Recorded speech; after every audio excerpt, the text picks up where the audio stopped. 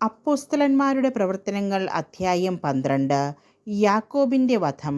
അക്കാലത്ത് ഹെറോദേസ് രാജാവ് സഭയിൽപ്പെട്ട ചിലരെ പീഡിപ്പിക്കാൻ തുടങ്ങി.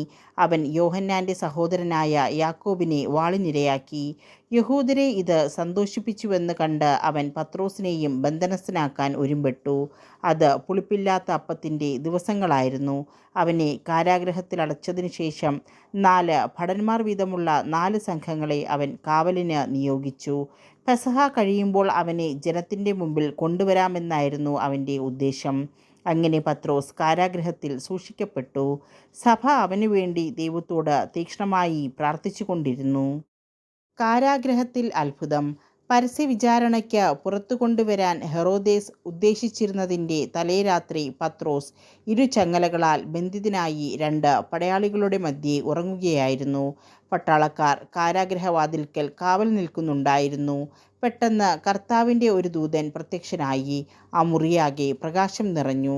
അവൻ പത്രോസിനെ പാർശ്വത്തിൽ തട്ടി ഉണർത്തിക്കൊണ്ട് പറഞ്ഞു, വേഗം എഴുന്നേൽക്കൂ. അപ്പോൾ അവൻ്റെ കൈകളിൽ നിന്ന് ചങ്ങലകൾ താഴെ വീണു. ദൂതൻ അവനോട് പറഞ്ഞു, നീ അരമുറുക്കി പാദരക്ഷകൾ അണിയുക. അവൻ അങ്ങനെ ചെയ്തു. ദൂതൻ വീണ്ടും പറഞ്ഞു, മേലങ്കി ധരിച്ചുകൊണ്ട് എൻ്റെ പിന്നാലെ വരിക. അവൻ പുറത്തിറങ്ങി ദൂതനെ അനുഗമിച്ചു. എങ്കിലും ദൂതൻ വഴി സംഭവിച്ച ഇക്കാര്യം യാഥാർത്ഥ്യമാണെന്ന് അവന് തോന്നിയില്ല.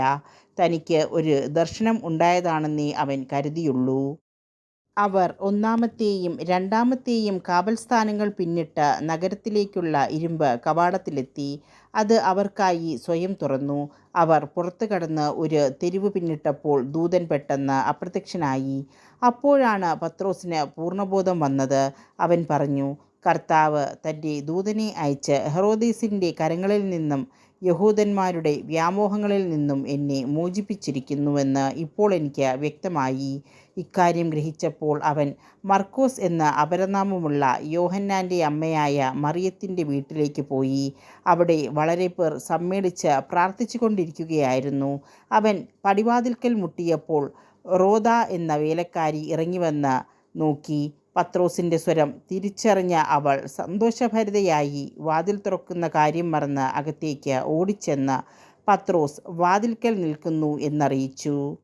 നിനക്ക് ഭ്രാന്താണ് എന്നവർ പറഞ്ഞു. അവൾ വീണ്ടും തർപ്പിച്ചു പറഞ്ഞപ്പോൾ അവൻ്റെ കാവൽ ദൂതനായിരിക്കും എന്നായിരുന്നു അവരുടെ മറുപടി. പത്രോസ് വാതിൽക്കൽ മുട്ടിക്കൊണ്ടിരുന്നു.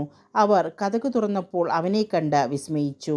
നിശബ്ദരായിരിക്കുവാൻ കൈകൊണ്ട് ആംഗ്യം കാണിച്ചതിന് ശേഷം എങ്ങനെയാണ് കർത്താവ് തന്നെ കാരാഗൃഹത്തിൽ നിന്ന് രക്ഷപ്പെടുത്തിയതെന്ന് അവൻ വിശദീകരിച്ചു. ഈ സംഭവം യാക്കോബിനോടും സഹോദരന്മാരോടും പറയണമെന്ന് അവൻ ആവശ്യപ്പെട്ടു.